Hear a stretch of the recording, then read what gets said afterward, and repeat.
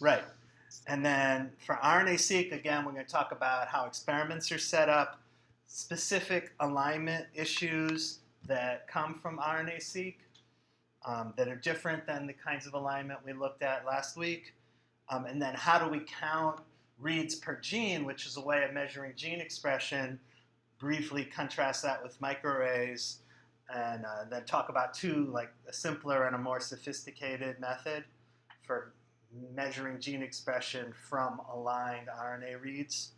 And then briefly again, and it's kind of a controversial area, we'll talk about the statistics of measuring differential expression in RNA-seq, and again, how they differ from microarrays. So ChIP-seq stands for, ChIP stands for chromatin immunoprecipitation, and then that combined with sequencing gives you ChIP-seq.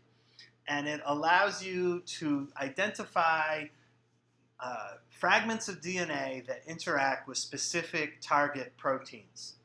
And you use an antibody to isolate your protein and the DNA that it's associated with. It's classically done for transcription factors, also for a variety of different epigenetic modifications of DNA, modified histones, methylation. You can look at RNA polymerase as a target and find genes that are being actively transcribed. DNA polymerase would let you look at genes that are actively being duplicated, DNA repair enzymes. There's also protocols to look at DNA-DNA interactions that have to do with three-dimensional chromatin structure. So all of these are modifications that are based on some form of antibody, and we'll talk about that. So ChIP-seq is an extension of an earlier technology called ChIP-chip, and the starting point is, again, an antibody that identifies a particular protein. You make some cross-link between that protein and the DNA that it's interacting with. This is usually done with chloroform. So you take your IP-purified DNA fragment. So you have your DNA, it's linked up it's cross-linked to the target protein. You shear the DNA into small fragments while maintaining those cross-links. Antibody precipitate the bits of DNA that are currently attached to your target protein and wash away the rest of the genome. Then you free the DNA from its bound protein by reversing the cross-link. And then in the ChIP-chip protocol, you estimate the binding by using a microarray. The microarray contains sequences that you think are targets for your protein. So they might be, say, known promoter sequences that you've pulled out of the database and synthesized on your chip. Or they could be a series of intervals across a region, a locus of DNA that you're interested in. And you just want to find out where on this region of DNA is my target protein binding. So it's limited to those genomes that are sufficiently well annotated that you can predict where proteins might bind, and you have the sequence so you can synthesize it onto an array. You have to create a custom array. It suffers from a great deal of hybridization bias. Not every chunk of DNA is going to bind to the microarray equally and quantitatively. So your signal measurement is confounded by the differential hybridization of different fragments. And it assumes that if you're looking for transcription factors, that you know what you're looking for, that the genes are correctly annotated. So there's a lot of challenges for ChIP, but the technology was around for 10, 15 years, and it serves as kind of a baseline to validate ChIP-seq experiments. So ChIP-seq follows the same protocol. You have a target protein of some sort, or even a modified protein, like a modified histone that has an acetylation or a methylation, and you can get an antibody that specifically recognizes that modified form. You cross-link, you shear the DNA into bits, you use your targeted antibody to pull down the protein of interest and its attached DNA, you release the DNA, but now you attach linkers and you create a sequencing library and stick those DNA fragments into the sequencer, align the reads that are produced by sequencing back onto the reference genome, and then map them. And this is just like a rough map, but typically what we want to do is some sort of a peak finding to define specifically the binding regions using some sort of a statistical thresholds and cutoffs. It's actually a relatively straightforward signal processing task and not as complicated as measuring differential expression. All you're trying to say is where is a peak versus where is noise. So the alignment is straightforward. It's exactly as I described last week. You typically limit yourself to perfect matches, maybe 1 or 2 mismatches. Since you're taking fragments from the same genome and mapping them back onto the reference, there's no reason to expect a large amount of sequence variation. And in the case of repeats, sequences that have many possible mappings, it's generally accepted that you want to throw them away, because knowing that one of those many positions contains a binding site is probably not the sort of information that you want to take forward to the next step in your experiment. You'd really like to define specifically those binding sites that are real and you know that they're there. If the binding site was in 2 places, you might be able to live with like a 50% chance of the read being here or there. But if it was in dozens or hundreds of places, knowing that 1 or more of those places have binding and others don't isn't very helpful. So you tend to throw away the multiple mapping reads, or sometimes even those with a low BWA alignment score. In other words, it maps here, but there's several other positions that map almost as well with just 1 mismatch, because you're not 100% sure that this particular mapping is correct. It could well be that this read came from some other copy of this repeated sequence. It's challenging if your transcription factor binding site is a repeat, if it's in a sequence that's all over the place. That makes this technology pretty hard. Okay. If you think about how the reads, how the DNA fragments go into the Illumina machine, they actually don't have any orientation. That you put linkers on both ends, and you can't really control how that ligation happens. And so for a given binding position, and you have to also picture that this is happening not one time, but rather you're dealing with the DNA from lots of cells, hundreds of thousands, millions of cells. And so you're ligating those linkers and you're sequencing this particular binding position, and some of those reads are going on the forward direction and some are going in the reverse direction. This is not necessarily a paired end sequencing experiment. You can sequence just one end of a cloned fragment, but because you have a lot of fragments that overlap the same genomic region, you're going to sequence some going in the forward direction and some going in the reverse direction. Because of how the cross-linked bound protein interacts with the DNA, during the fragmentation step, you don't fragment the DNA that's protected by the protein. You fragment the DNA on either side of it. So you very rarely get a sequence read that begins in the center of the binding site. Your sequence reads all begin to the left or to the right of the binding site, and they head inward towards the place where the protein belongs, which is what this picture is trying to show. The green thing is the transcription factor that interacts with the DNA, and the heavy red and the heavy blue lines represent sequence reads, and the squiggly red and the squiggly blue thinner lines represent cloned fragments that went into the sequencer, but we didn't sequence the entire fragment. We only sequenced 50 or so bases from one end of that fragment, single end sequence reads.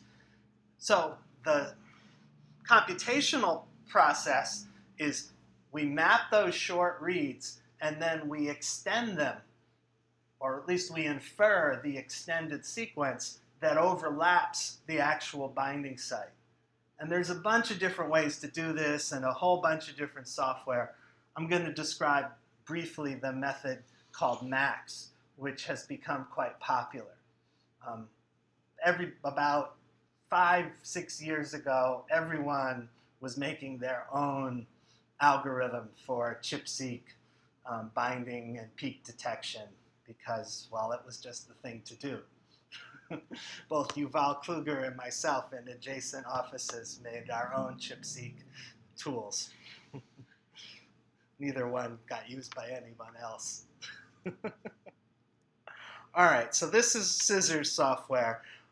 This software very explicitly models the reads as a bimodal distribution with a dip in the middle, and it looks for that pattern, slides the two bimodal humps together, and infers that the binding site is in the middle between those two humps. In situations where the peak is not well behaved like this, the software does poorly. In situations where the peak is well behaved, it gives you a very precise location for the actual binding site, which is not exactly on top of the sequence reads, but in the middle of those two bimodal humps, which is what this little yellow line is showing here. And another picture of the same basic idea. Yeah, I'm just going to say this is showing more or less the same thing. And this is some data that we generated just at the time when I was just extremely pleased when something that came out of our own lab matched up with something that people had been publishing.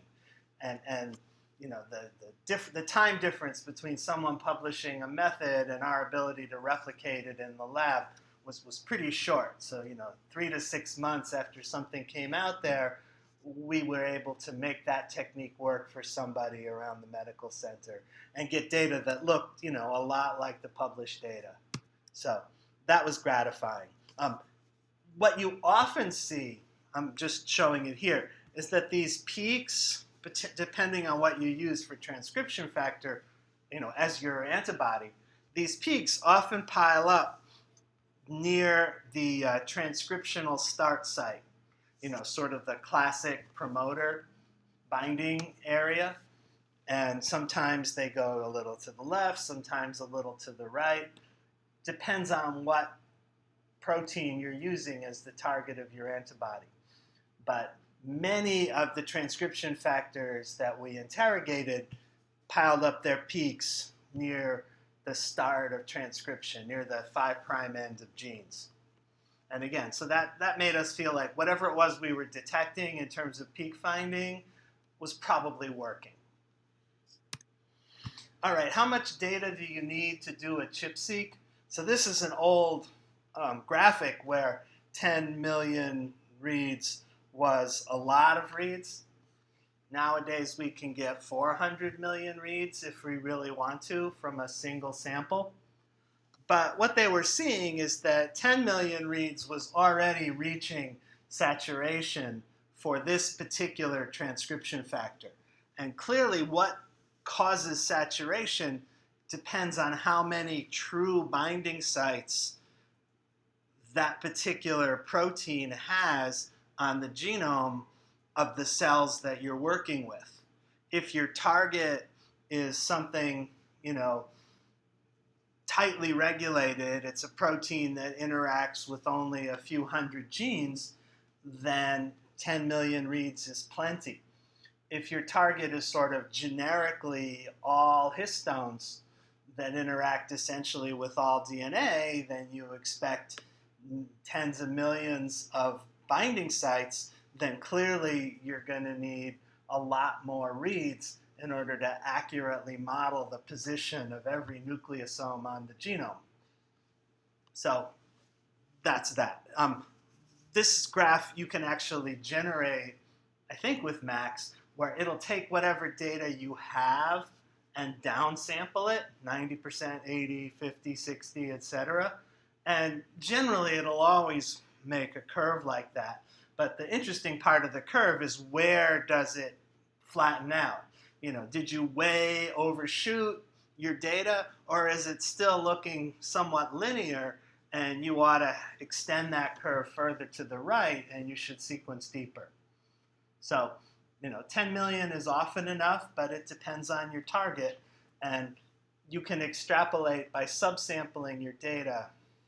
And what it's telling you is how many peaks you find with a smaller amount of data.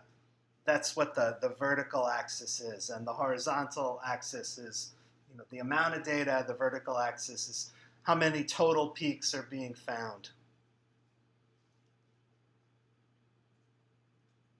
Right. So the point of ChIP-seq is usually finding peaks, and peaks are usually meant to be binding sites where your target protein binds. They can also represent some sort of epigenetic modification, but you're interrogating that epigenetic modification through the use of an antibody that recognizes something different. And it's generally something different about the protein that's interacting with the DNA. You don't directly interrogate, say, methylated DNA with an antibody. There's other techniques for that.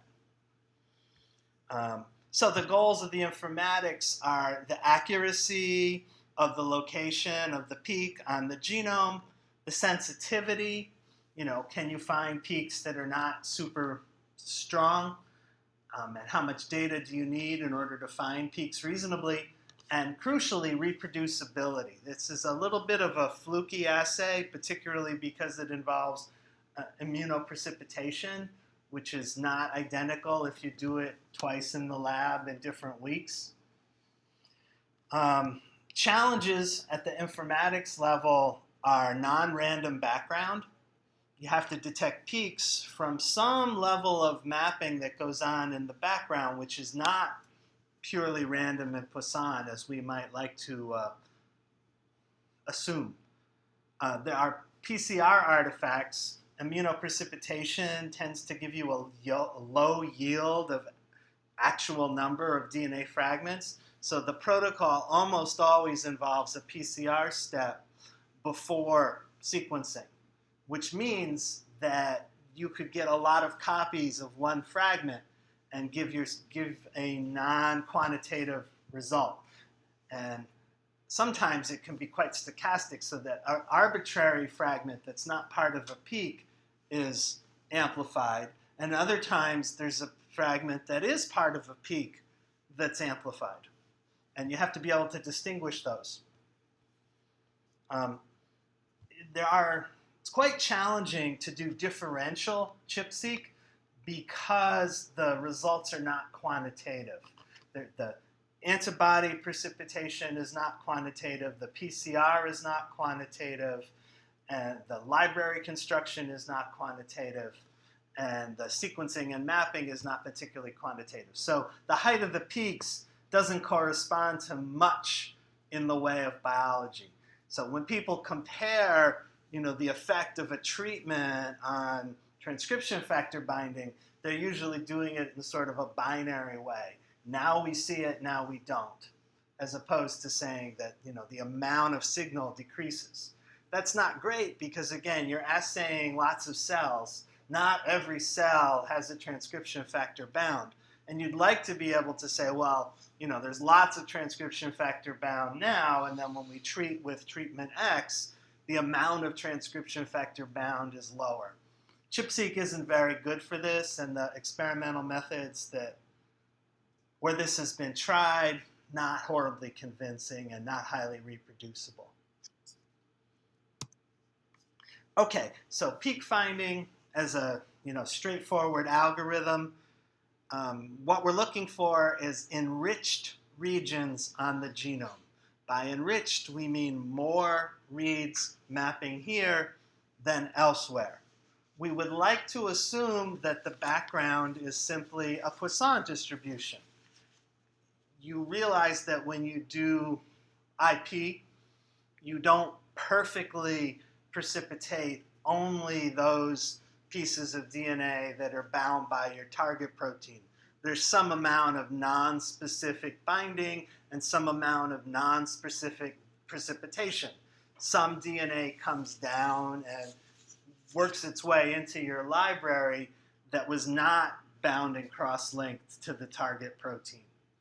So what our assumption is that that non-specific DNA should be fairly random. It should sample the whole genome equally, which would create a Poisson distribution of background, whereas the real binding should create big humps that stick up above that background. So it should be fairly straightforward. But when we look at the actual binding, when you actually do a peak finding on a control sample where no immunoprecipitation has been done, you don't see a Poisson, you see discrete peaks. And oddly enough, those discrete peaks usually fall in the promoter region of genes.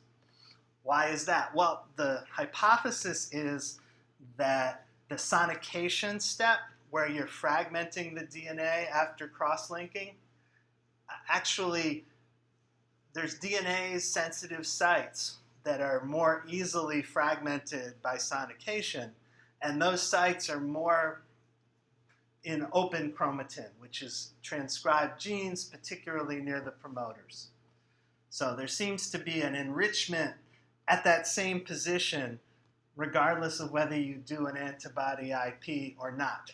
So you need a control sample of no IP DNA, and then you need to see the enrichment above the control, either as a fold change or some more complicated mathematical expression.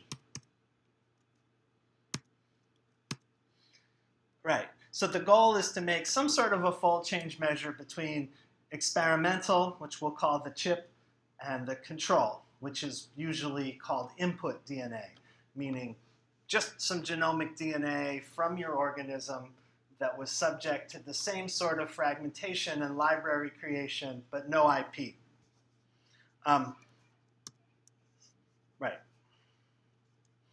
When we were starting out doing this, people were trying IP with what they were calling non-specific antibodies, stuff like IgG.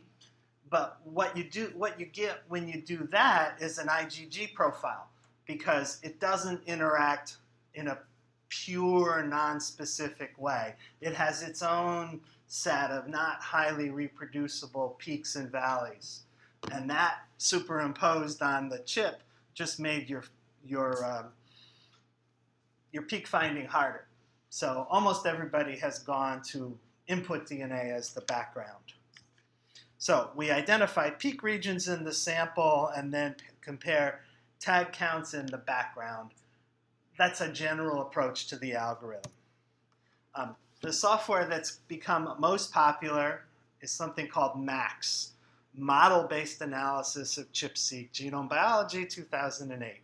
It's open source, Python, and these are kind of quotes, more or less, I paraphrased. So MAX improves the spatial resolution, and by that I mean it moves those two humps together and guesses at the location of the transcription factor binding by using an empirical model for the length of the actual fragment.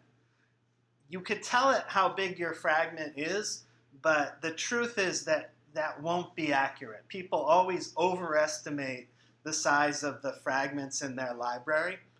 Max figures out the actual estimate by finding those two peaks, the forward strand and the reverse strand, and estimating the difference between them, and then dividing that difference by 2 and shifting those two peaks toward the center by that average distance. A relatively simple method, but it gives you a better guesstimate of where the actual transcription factor binding happens. Now, you also need some sort of a statistic. Everyone loves to have a statistic or a p-value or an FDR to say how real is this peak compared to random noise. And for that, Max uses what they call a dynamic Poisson distribution, where they calculate local background at 10 kb and 100 kb windows around your peak, because there seems to be some sort of a chromatin effect where there's heterochromatin and euchromatin. So if your peak is in an open area, the local background is going to be higher. There's more randomly sheared bits. And if it's in a lower background area, the peak itself might be small, but it still might stand out from the background. So rather than calculate a single number to represent sort of the average background of the whole genome, each peak is contrasted with a local background. And this allows for what they call more sensitive and robust prediction. It also uses a control to calculate random peaks. In other words, it sort of reverses the sample and the control, calls peaks in the control, and then using the height of those peaks, estimates an FDR. In other words, this peak is higher than 95% of the peaks that we found in the control sample. And that's your FDR. There's also this reasonably nice paper, which is not the theoretical paper, but more of a walkthrough by the same authors in different order, of how to use Max to identify peaks from ChIP-seq data. So this is a protocol in bioinformatics and a highly recommended read if you're going to do this. Yeah. Oh, false discovery rate. I thought we covered that in the stats portion of this course. So how likely is it that your finding, your call of this gene is statistically significant, how likely is that to be a false positive? So the FDR of 0.05 means there's only a 1 in 20 chance that this peak is a false positive. So the stronger the peak, the smaller the FDR is for that peak, even though the FDR is computed more or less globally. And that's done, like I said, by calling peaks in the control. So you have a lookup table, basically, that correlates peak height, which is measured by the number of reads that are overlapping that particular location, and how many such peaks were found in the control, or how higher this is than peaks that were found in the control. All right, I'm going to review one more data format called the BED format. It defines a genomic interval, which is perfect for a ChIP-seq peak, because a ChIP-seq peak is a genomic position, right? It has a beginning and an end, which is defined by the peak finding software as where, the height is above the background. And it's a really, really simple file format that turns out to be really useful in genomics for a broad range of different functions. So an interval could be anything. It could be an exon, it could be a binding site, it could be a region of repeated sequences that's been called by repeat masker, anything you want. And the definition is super easy. The whole file is referred to a particular build of the reference genome. So your BED file is only good with respect to, say, HG19 or MM9 or Drosophila, whatever. And then the file just has 3 columns: a chromosome, a start position, and an end position. So that defines a genomic interval. You can have a more complex BED file that defines things like direction, with color in order to make a prettier visualization. So the UCSC genome browser is basically built with bed files. I mean, they have more complex versions of bed files that are called GFF files and WIG files, but those are all just additional columns of information beyond the 3 that just define chromosome position. But this is an incredibly useful tool, and all it is a bunch of defined intervals on the reference genome. So you have an interval for a GenBank sequence where it matches the genome. You have an interval for a ChIP-seq peak. You have an interval for predicted exons. You have a single base interval for a SNP. So really, really, really useful. Another thing that's defined or that's implied by a bed file is a set of genomic maths. In other words, you can find the intersection of 2 different sets of intervals, or you could find the nearest interval from set A compared to a group of intervals of set B. There's a whole category of interval math, the union, the intersection, et cetera, et cetera.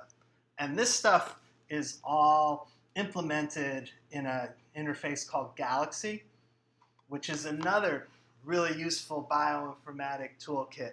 Galaxy does other things, but its core is math that you can do on genomic intervals. Right, like that. We mentioned duplicates. Typically, in ChIP-seq, you remove duplicates. In the ChIP-seq process, after you do the immunoprecipitation and you release the DNA from the protein, you typically have very little DNA. Just IP is not the world's most efficient process. And in order to have enough to run the Illumina sequencer, do ligations and dilute down and wash it over the flow cell, you need to do some PCR. That PCR can be a bias creating step. Certain fragments can amplify much more efficiently than others for more or less random and not particularly reproducible reasons. So even if you make aliquots and do the PCR separately and combine them, each one will have different fragments that are amplified. The amplification, or at least the artifact process, is much worse the smaller the amount of DNA that you have.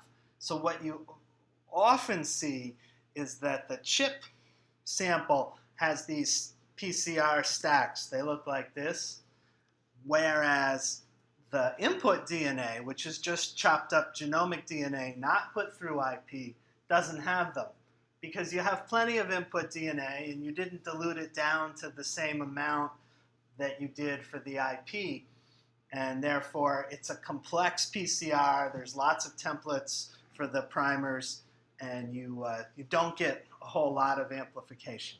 So these things, they often look like this. They're about 200 or so bases apart.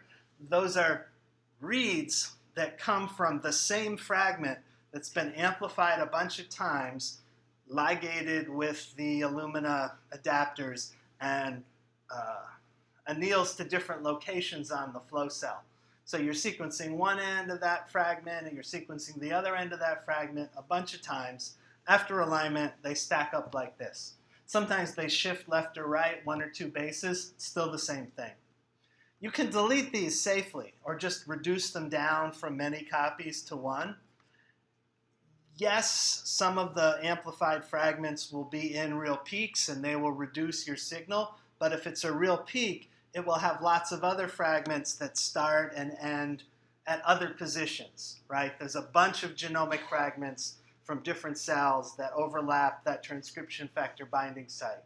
Whereas in a PCR artifact, they all begin and end at exactly the same spot because you've amplified just one piece of DNA from one cell.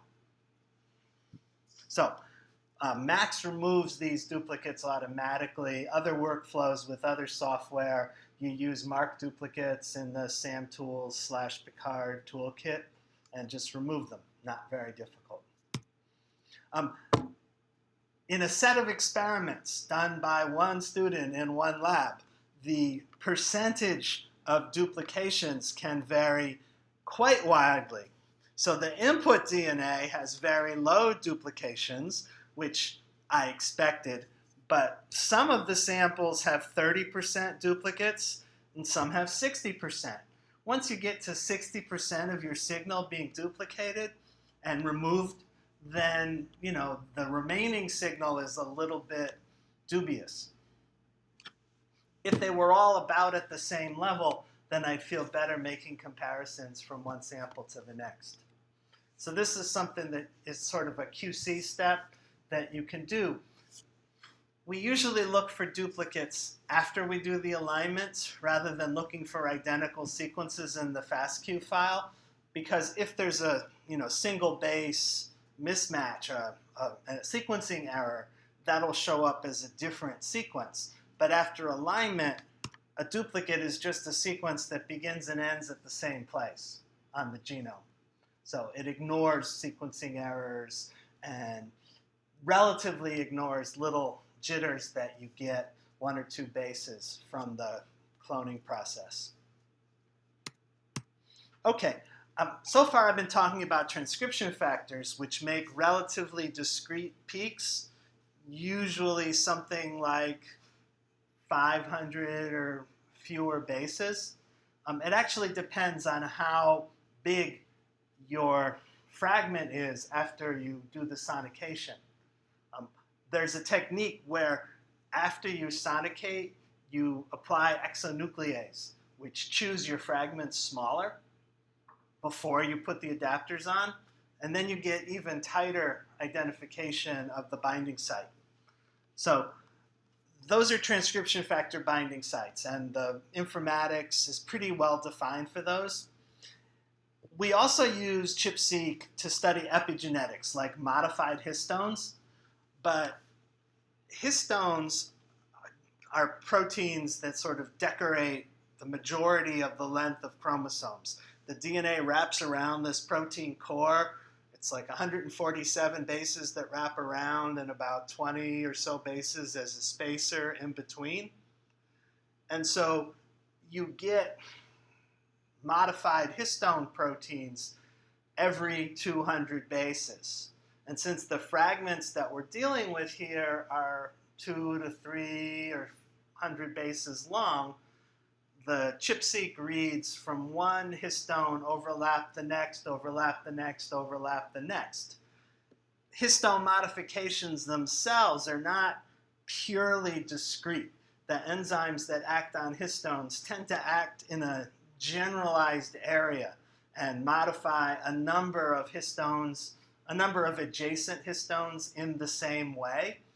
So the modified histone peak that you get of DNA fragments associated with, say, acetylated histone is broad, might be 4,000 or 5,000 bases. And model-based systems that are looking for reads that are exactly 200 bases apart facing in will fail on that kind of a data set. Max has an alternate setting that allows you to call what they call broad peaks. There's a few other softwares. One's called Zimba that's specifically designed to call broad peaks. Otherwise, you can design your own informatics method, which is what motivated us. So here's a broad peak. Here's what they look like on the genome, zoomed out a little bit. And here's zoomed in a little bit and zoomed in a little bit further. So this is like 4,000 bases. And given Max, not only do you get a big peak over this region, it's very irreproducible. You have several data sets, and what you get is a sort of arbitrary collection of peaks that overlap in different ways on each sample. Because you get these valleys and peaks, and they don't reproduce from one sample to the next. Because it's a little bit arbitrary how the histones interact with the antibody and how the DNA is bound, et cetera, et cetera. So you get a big peak, and if you don't use appropriate settings, what you're going to get is a series of small peak calls that need to be merged together in order to get something that's a little bit reproducible. Because what you would like to know is, say, how do the epigenetics change given some biological factor? And if the peaks are so messy and you're looking for peaks that are appearing and disappearing, then it's going to be a problem. So broad peaks are a little bit more challenging informatically. Okay, usually normalization, what you can do is just downsample the higher, the samples that have more reads. The peak calling becomes not quite as precise, but it allows you to equalize a little bit between different samples. Once the samples get more than twofold different in the total amount of reads that you have from them, downsampling is a not terrific strategy. And you may want to go back and redo the experiment to get more nearly equal yields between your different samples. Okay, once you've got your ChIP-seq peaks called using a method like MAX or whatever, you want to have some sort of validation. If your target, your antibody target, is known to interact with promoters, then you can map your ChIP-seq peaks to the locations of known promoters, known transcription starts for genes. Not every peak will fall on a promoter, but you should see a substantial number of them. And in particular, you can adjust the sensitivity of your peak calling. And what you would like to do is not push the, if you push the sensitivity if you make it too sensitive, then you're going to start calling peaks that are random and not associated with promoters. So the percentage of peaks that are near promoters will go down. And then you probably know that you've turned the sensitivity up too high and the specificity too low. And there's some point where that trade-off is kind of optimal. You could estimate the false positive rate. As I said, in MAX, they simply reverse the sample and the background at the same stringency settings and count the number of false positives. In an ideal data set, the number of peaks in the background will be very low. It's really difficult to calculate an AUC curve because you don't know what you've missed. You don't know the true number of binding sites in any given data set. So simulation versus real data, you can optimize your software for a given simulation, but that simulation has assumptions about how the data look, which may not be the same as the data in a particular data set. And in fact, since each antibody and each binding protein behaves a little different in the real world, those simulations the relationship between a given data set and the simulation may not be so valid. And a given piece of software may work better for a particular antibody protein target, and a different piece of software may work better in another case.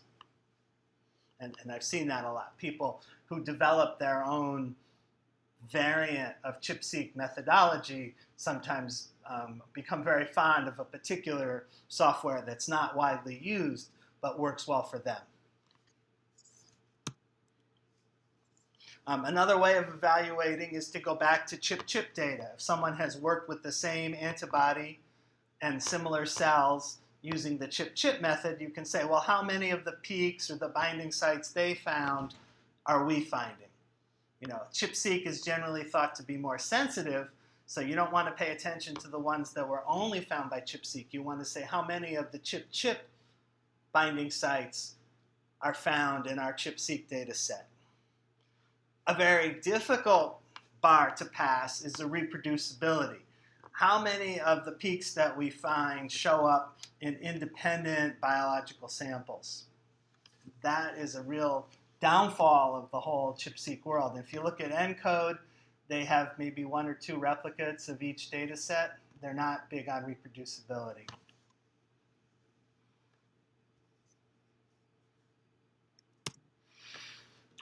This was a picture that we made that made us feel happy.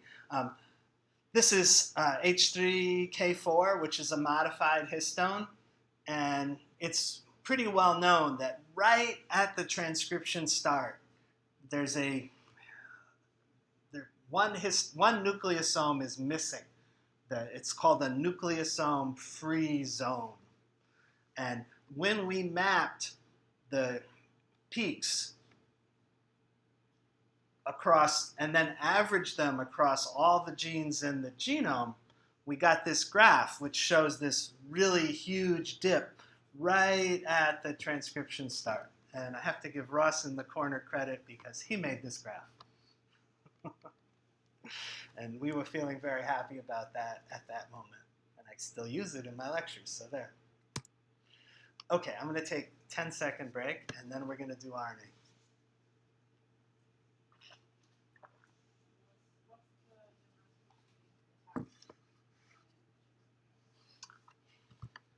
In the sample prep, mostly, and they're not sonicating, they're using enzymes. I mean, there are 50 variants on ChIP-seq at least. So I don't have the time to cover them all. But yeah, then they use they use nuclease instead of sonication. And their nuclease, micrococcal nuclease, is supposed to be particularly sensitive to the spacer between nucleosomes.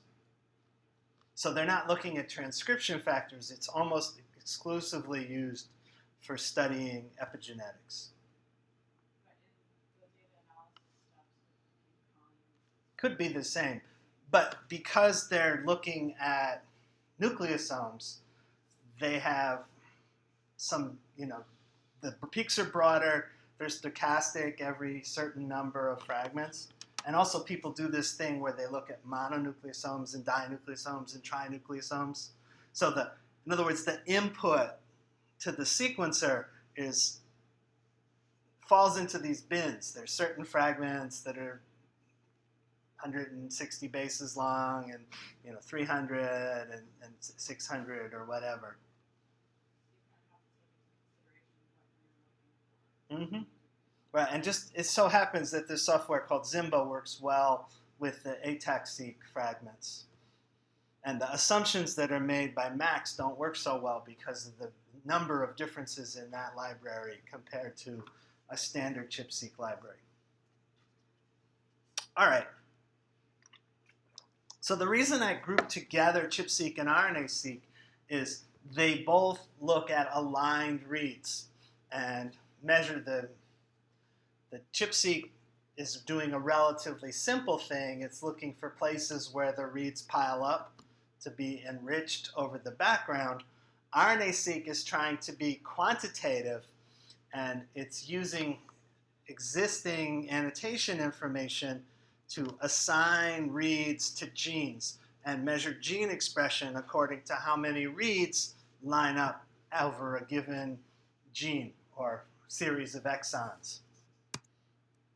So RNA-seq measures the transcriptome, takes advantage of the low cost of sequencing to measure gene expression in a true genome-wide fashion.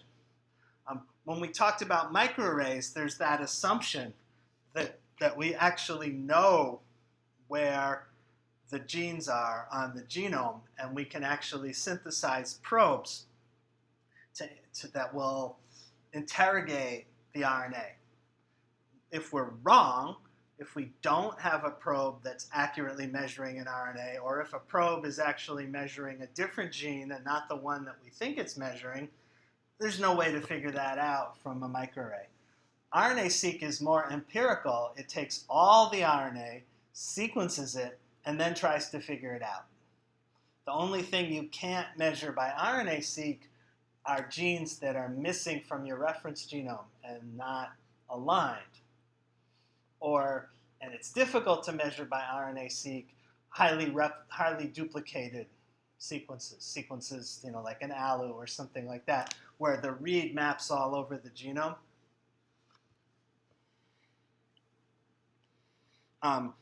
Given the fact that you have sequences aligned to a specific position on the genome, you can use RNA-seq to look for mutations, sequence variants, SNPs. You can look at allele-specific expression to some extent if the alleles are resolvable by sequence. And you can find fusion genes where a particular read maps part to one place on the genome and part somewhere else. You wouldn't do that for just one read, but if there's a whole series of reads that have that same two-part mapping, that implies that your sample genome is different than the reference genome in that there's a splice going on and these two sequences have moved next to each other somehow. It's widely thought that RNA-seq is more accurate and it has a better dynamic range than a microarray. It's not subject to some of the biases of hybridization that sort of plague the microarray. You can definitely sequence down low if you want to go deeper and look for rare transcripts that might have a signal too low to be measured reproducibly on a microarray. And you can resolve very highly expressed sequences that would give you like a burnout level signal on a microarray. So its dynamic range is definitely greater. Depending on how you do your sample prep, you can use RNA-seq to find various types of small RNAs, microRNAs, long and short non-coding RNAs, etc. This is an Illumina slide. What they're saying here is that the gene expression levels measured by RNA-seq parallel quite nicely gene expression measured by qPCR, which is considered the gold standard for measuring gene expression. And this has been reproduced by a number of independent benchmarks and RNA-QC type studies, SEQC, etc. And you'll notice that it's linear over the entire range, both at low expressors and high expressors seem to show a good dynamic relationship. So our sequencing machines can produce a lot of reads. I said 200 to 400 million for a single sample in a single lane. So how much data do you need to get good quantification for gene expression in RNA-seq? We could save money by multiplexing, putting barcode primers, and mixing several samples together in one lane on the sequencer. So there's been a variety of benchmarking type studies basically saying, given a certain set of parameters in our software, how many reads do we need to detect a differentially expressed gene? And as we upsample or downsample, sequence more or sequence less, what change do we see in the number of differentially expressed genes detected? That's a little bit different than saying how many genes do we detect with a minimum number of reads, because that doesn't seem to plateau. It's like no matter how deep you go, as you sequence deeper, you'll always find a little more RNA from another gene. Probably because you're getting sort of genes that are expressed at less than a 1 per cell level. And so as you sequence deeper, you're catching more and more transcripts that are sort of free-floating RNA, and we have to sort of assume not particularly important in the metabolism of the tissue in question. When you ask how many genes are differentially expressed, then you're sort of stepping away from that background level of transcripts that are not very important and are probably present in similar levels in both your treatment and your control. So that's what this graph is supposed to show. So it's very, very steep, up to about 100 million reads. Although looking at this region here is a little bit, oh, the square ones are genes, right. So it says that you get 80% of the differentially expressed genes at 100 million reads that you'll see at 900 million reads. Actually, yeah. So, for that extra 9-fold increase in cost, you get 20% more low-expressing genes with differential calls. Yeah. Well, it's per experiment, right? Because you're saying differential. Mm-hmm. Actually, no, this particular graph, I take it back. This is one sample. 100 million reads, 81% of genes, FPKM 0.05. So at each increment, how many genes have at least an FPKM of 0.05? An FPKM of 1, I think, is something like 1 copy per cell. So this is very low. All right, a little bit on sample prep. This is the Illumina method. There's actually a lot of variants here, but the general idea is that you might do a poly-A selection or you might not. That's an optional sort of protocol this way or that. You fragment the retrieved message. No, you make cDNA and then you fragment the cDNA. After you fragment the cDNA, you attach the linkers, make a library. It's actually what this thing is showing, right? You're doing the reversed random primed PCR to make cDNA. You fragment the pieces. You attach the primers, put it through the Illumina sequencer, and then you align those fragments to the genome. Then you count, and then you do differential analysis. The sample prep protocol can have a pretty big impact on your data. There's a tool in Picard called RNA-seq metrics that produces this graph. And for 3 different samples that came through our lab in the course of a month, we got these 3 different profiles. And it's entirely related to how the RNA was purified and how the library was constructed. What was the kit? What was the series of enzymatic steps and purifications? But you can get extremely 3' biased samples that, recover mostly those things close to the poly-A tail.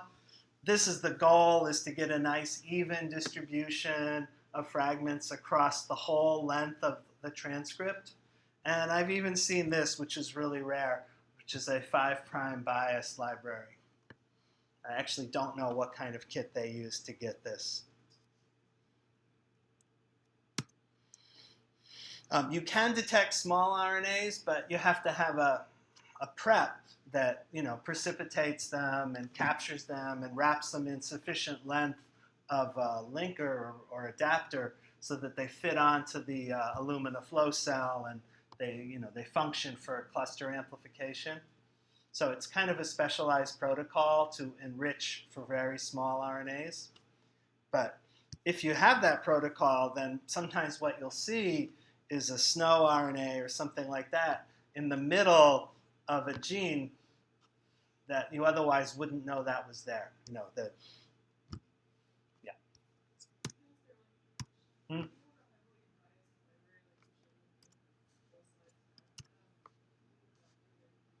Well, in theory, if you compare the same bias library to another sample prepared the same way, you can still measure gene expression. it's slightly biased gene expression, but it's still gene expression. If you're comparing two libraries that have different biases, then the bias is confounding to the gene expression, and you won't be measuring any realistic difference in expression between your samples. So doing this profile is more of a QC, and again, it's more the consistency across your samples that's critical, although feeding back to the lab to say, hey, the sample prep you used produced this profile is obviously something useful to them. And everybody's hoping for this nice even distribution in the center unless they have some particular reason for wanting a 3' bias library. So this is a general description of the workflow in more detail than I want to go right now. But you get your millions of reads, you map them to the genome, you do some counting of reads per gene in some method. That gives you this thing called the table of counts, which is then subject to statistical analysis. It can also be normalized, but it turns out that normalization and differential expression are interrelated. You can't just normalize and then do differential expression. The manner by which you normalize influences how you measure the differences. So most of the statistical methods are integrated. Yes? In RNA-seq, I'm against it for the exact reason that I explained to Amanda an hour ago. Well, here's the thing. If you think about how an aligner works, there's only so many reads that can align at any given base in the genome. If you have a 100 base read, right, after you've aligned 100 different fragments starting at every position that overlaps that base, and then you could also align 100 in the reverse direction, right?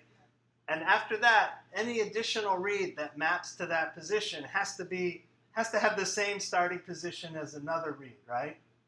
Now, if you have a gene that's very highly expressed, you could easily have 1,000 or 5,000 reads all mapping at that same position, right?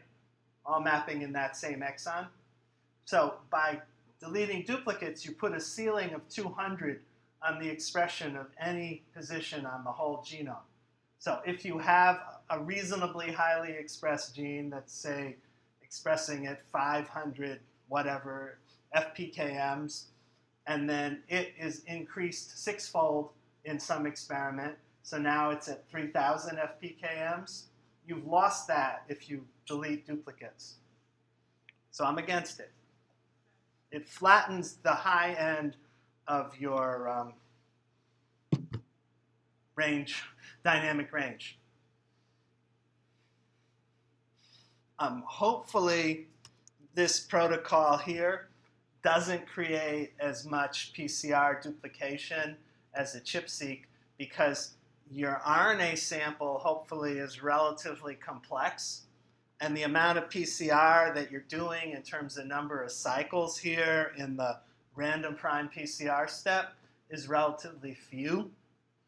And so it's not likely that you're going to get a huge amount of PCR artifacts in an RNA prep, unlike the ChIP-seq prep.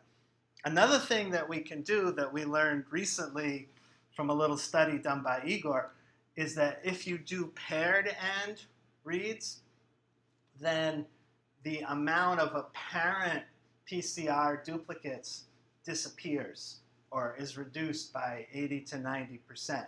In other words, it looks like you've got two reads that are starting at the exact same position, but their pairs are not exactly the same. They're actually coming from different genomic, or actually in this case, transcriptome fragments, one of which happens to start at the same place, but it's a little bit different in length, and the paired read is a little different. So if you go by pairs, then the amount of these apparent PCR duplicates drops, by something like 80%. So wouldn't it help to just go ahead and compare the two, just to see how much? Yeah, but you can't know how that's going to affect the measured expression levels of highly expressed genes. I mean, a priori. Because usually when you look at the removed duplicates, you look in a sort of an aggregate way, not in a gene-by-gene way. I mean, you could take the 1,000 most highly expressed genes and look at how their expression level changed after you remove duplicates. But you know that if you remove duplicates, you have to bring down the expression level to that 200 limit. That's just what that means. Okay, I gotta go faster, sorry. All right, aligning RNA-seq is a little different than aligning genomic reads because of splicing. The reads come from RNA, which has had its introns removed. So when you try and match them back to the genome, you have these gaps. BLAST could probably accommodate those gaps to some extent, but BWA, not so much. It's designed to zip from the 3' end base by base, look at one mismatch, look at two, and give up. There's a different method called top hat, which is specifically designed to map reads across splices. It actually goes at it in 3 steps. Step 1 is to just map the reads to the genome and put all the reads that don't map with no splicing into a bin. Well, map all the mapped reads. Those are the reads that are basically inside of just one exon. All the reads that have problems mapping go into step 2. Step 2 is use an existing genome annotation, which tells you where the splice sites are, and use those splice sites to guide the splicing process, to take the read and jump across to where it's supposed to splice, and then try and extend the read. All the ones that don't map during that process go into a special 3rd bin. Those are the problematic reads. For those, all right, so this is step 2, right? You map, the blue ones map all inside of exons. The ones that show that the gold ones map across known splice junctions. And then we have inferred splice junctions. And for this, Top Hat uses what they call the consensus splicing rules, which are not perfect, but they do show up most of the time. That's why they're consensus splicing bases. So when you get a read that maps well enough, and by well enough, they usually use about 25 bases, and then it runs into trouble. It fails to map. It jumps at a potential splice donor site up the genome looking for a potential splice acceptor site. So it jumps from the AG to the GT, and then it tries to extend the mapping from that position. If not, it jumps to the next GT, and then the next one, until it finds one where the mapping can extend. There's a limit which is set by a parameter for the maximum intron size. Usually something like 10 kb, but you could push it down to 2 kb if you wanted to. I mean, some big introns are real, so, but 10,000 or 100,000 bases or 50,000 bases, million bases, probably unrealistic. These are novel splice junctions, and given a data set and this algorithm, you can usually map upwards of 90% of reads onto the genome. When you do a mapping, what you'll usually see is something like this, where the reads actually support the annotation pretty well, meaning that most of the reads line up with known annotated exons. And very frequently, when you see in GenBank or UCSC or Ensemble many different splice isoforms, different exon positions, the reads will generally conform to just one of them. Not always. There are obviously splice isoforms, but in general, for a given cell sample, there'll be a dominant isoform, and most of the reads will line up quite nicely on one of these isoforms. Okay, things that we need to do informatically. Typically, there's a lot of ribosomal RNA in an RNA sample. Typically, in the lab, there's some method for removing the ribosomal. It could be a poly-A, it could be a ribo-minus, but those methods are not perfect. And the ribosomal RNA is so abundant that a moderate to large amount of it leaks into your data. So typically, we do an alignment to a database of just known ribosomal sequences for the organism in question and get those out of the way because they're sort of squashing out the rest of our data. You could throw transfer RNA and mitochondrial RNA into that same database and clean those out as well. Now you align to the genome using a method like top hat, find the splice junctions. Next is normalization, differential expression. You could go further and you could look specifically at alternatively spliced transcripts, novel genes, novel exons. Top hat can do that too. It can find places where reads are mapping to the genome where no annotated gene exists.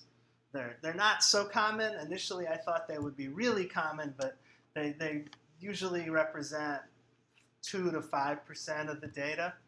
More commonly, what you'll see is novel extensions of known exons or novel additional 5' exon to an already known gene.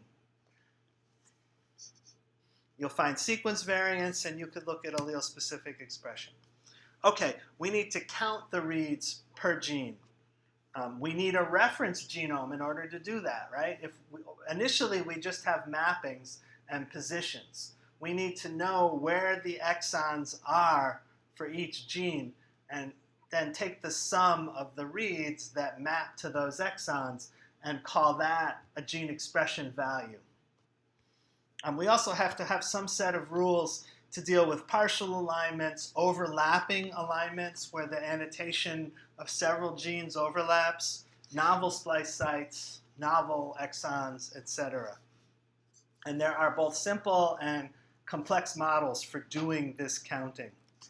Normalization methods actually affect the count dramatically. Here's a piece of software. It's a Python script called HT-seq count, which does this in a simple and reasonably logical way. It takes the annotation from some trusted source like GenBank, RefSeq. The exon positions are assigned to a given gene. You find the number of reads, that's the green thing, that overlap this gene, and you simply can count, rather than count one read, you usually count the number of bases in that read that overlap an exon of that gene. And you just take the sum. So intersection strict means you just take the part of the read that overlaps the known exon and you throw away the part that doesn't overlap. Same thing here. You don't count the part that's overlapping the intron. There's a couple of different sets of rules, but usually union is the one that most people follow, and it's the default for HT-seq count. What it will do is it will have no problem with a situation like I'm showing here, where the read overlaps gene A, even though part of gene A overlaps gene B.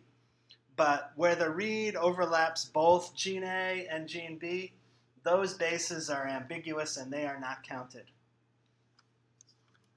Dealing with overlaps is a challenge. Cufflinks is another method. It's really popular because it's part of the same software package as Top Hat, which is widely recognized as a very good aligner and is used, very, very broadly. Probably, 60, 80% of RNA-seq reads are aligned with Top Hat. And then it's simple to follow along and use cufflinks. Cufflinks has a pretty complicated model because what it tries to do is it tries to consider all possible isoforms of a gene and allocate the reads proportionately among those different isoforms. So when you have overlapping genes, sometimes it allocates the reads to one gene or the other. Often it's logical. If you have a gene that's expressed highly across most of its exons, and then it overlaps another gene which is expressed low, then you would assume that most of the reads in that overlapping region belong to the gene that's expressed highly in all of its other exons. So it tries to use that logic, but it can make mistakes. It does make a lot of mistakes. The most common thing I have seen among the many, many false positives created by cufflinks is if it overlaps some sort of small RNA which gets caught by the sample prep. So one portion of one gene is shown as highly expressed because it's actually, there's a snow RNA or there's something else in there that's highly expressed. And then even though the rest of that gene is expressed at a low level, cufflinks will throw it up as highly expressed. And then maybe that same small RNA was not captured in the other sample or the other treatment. And so that gene will be shown as differentially expressed because of that one small RNA in one or a couple samples. So it's prone to false positives due to its greater complexity. HT-seq is simpler and less prone to false positives, although it does not model multiple alternative transcripts. They just get all mushed together into the union of all possible exons that are associated with that gene, which kind of makes sense. But with cufflinks, you get potentially a set of genes where you have differential alternative splicing, where in this treatment you see this exon or this isoform being expressed more highly than in this other treatment. That's not possible without this more complex model. Okay, so differential expression requires comparison of two or more samples. Those samples are not going to be sequenced to exactly the same depth. This is equivalent to microarrays not being at the exact same brightness. The coverage is not going to be the same, so you need to scale the RNA counts. It turns out that this is a way more complicated problem than you would expect for a few reasons. But it all boils down to the fact that RNA-seq, you have one data file, all the reads, and it needs to be apportioned among all the different genes. If a few genes are expressed quite highly, then they soak up a lot of the reads, and there's less reads left behind for the other genes. So anything you do to normalize those highly expressed genes is going to have an outsized effect on the low expressors.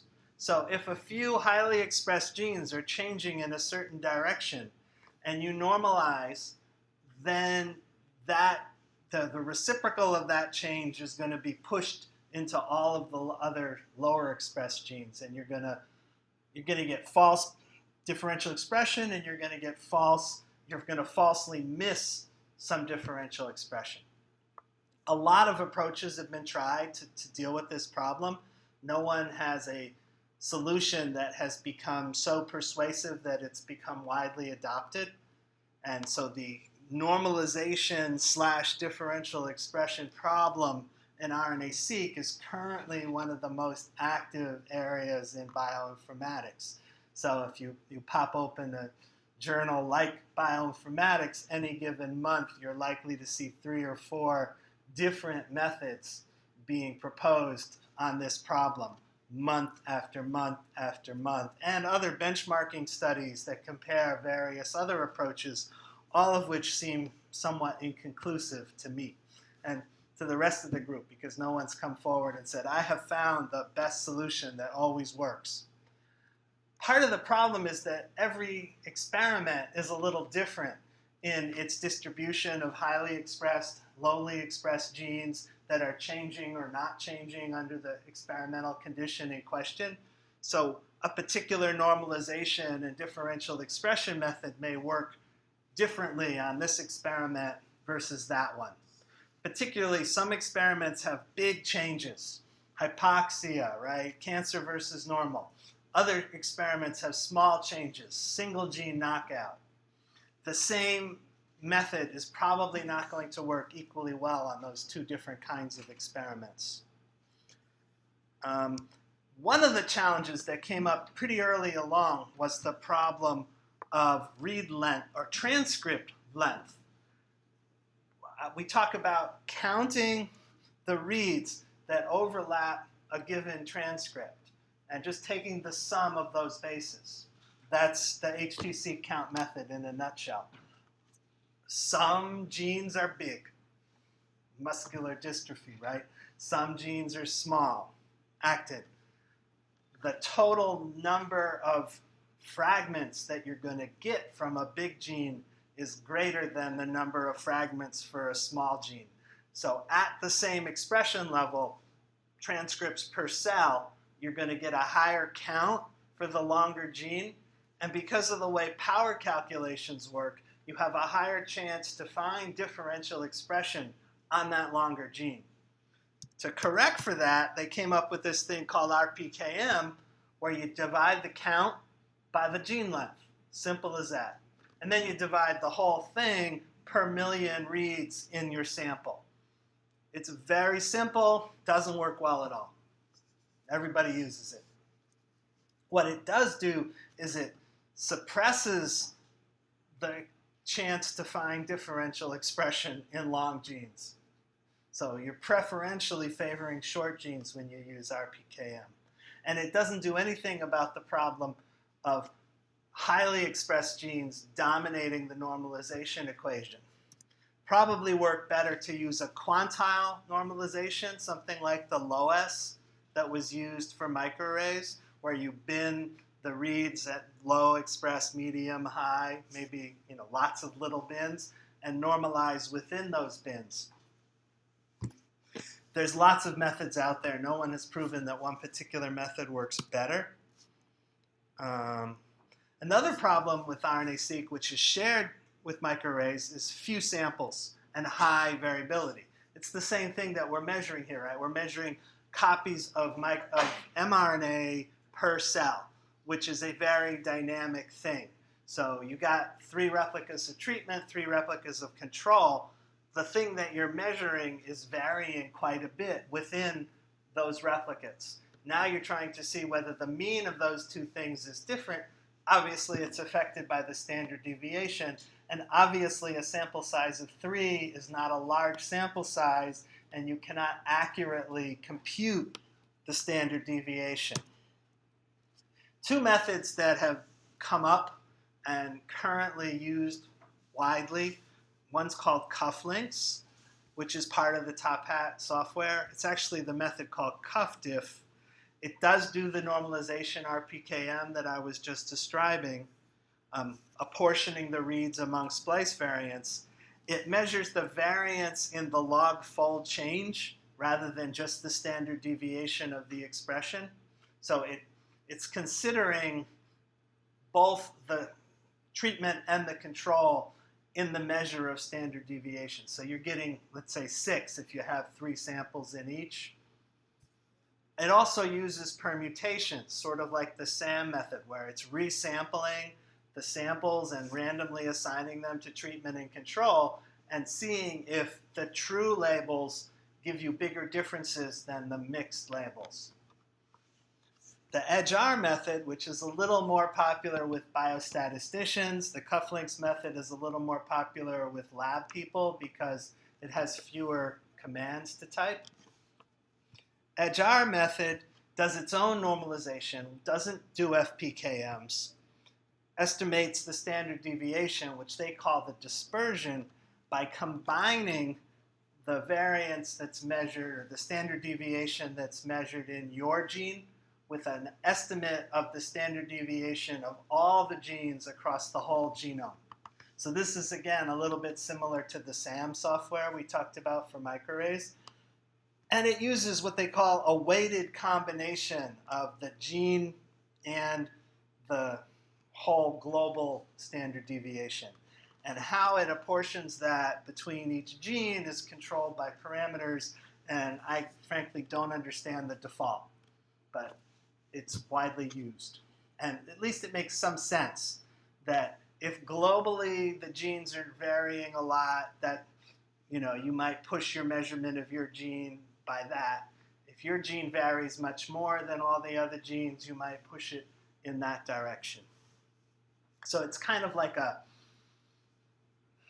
the standard deviation that's measured of just your gene is being somewhat buffered by the overall standard deviation of all genes. I think that's the best way of looking at it.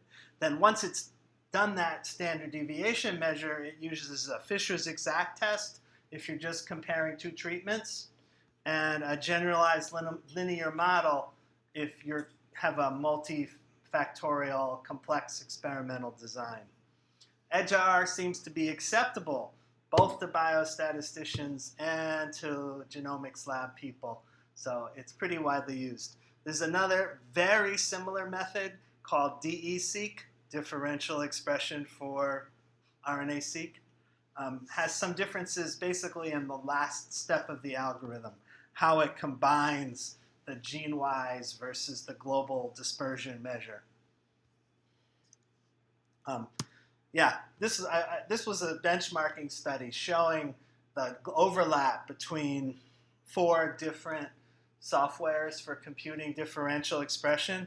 So the good news is in the center, there's 500 genes that are called differentially expressed by all of the methods.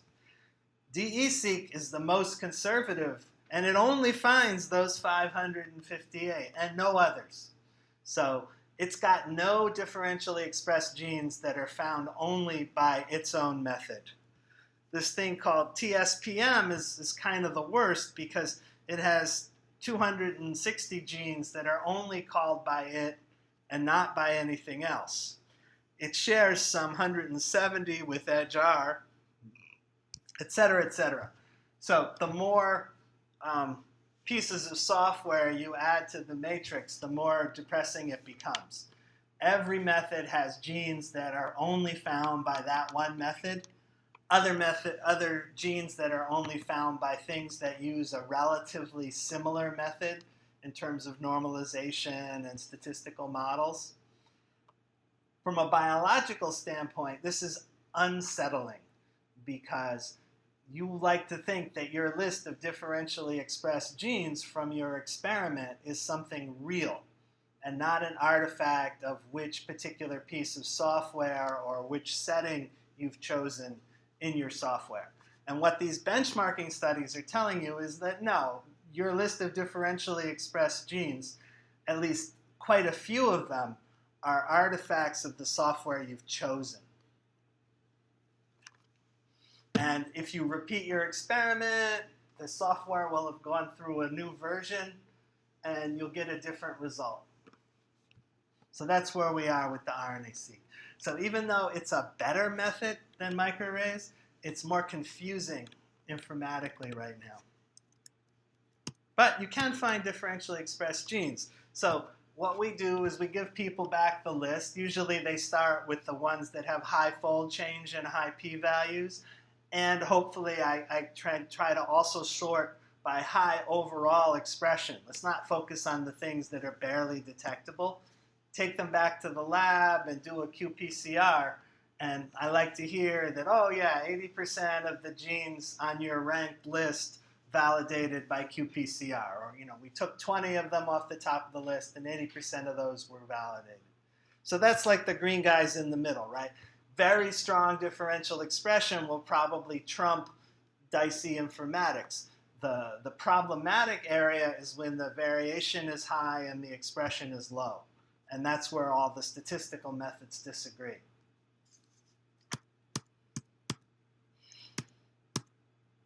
Okay, I have a homework. It's going to be very easy for you. It's not realistic for you to do alignments on your own computer, and it's barely realistic to ask you to install Macs and do ChIP-seq peak calling. Those are things that are done much nicer on the cluster. Unix commands. It's about 2 separate lectures that we haven't had time to squeeze into this course. Instead, I did the alignments and the peak calling for you, give you the output of Max, and ask you to do the genome annotation. Find what genes they're near, load it into a UCSC genome browser, compare it to ENCODE experiments on the same genome, and do a little report on that. So probably homework will take you half an hour or so. The homework does require that you install IGV, which I mentioned last week. It's a simple download off the Broad website, but I have found that on most computers, it requires a Java update first. And it'll just tell you some cryptic message, but if you go to the Oracle Java download page, download this Java 8 update, then install IGV, you'll be good. Okay? Thanks for listening.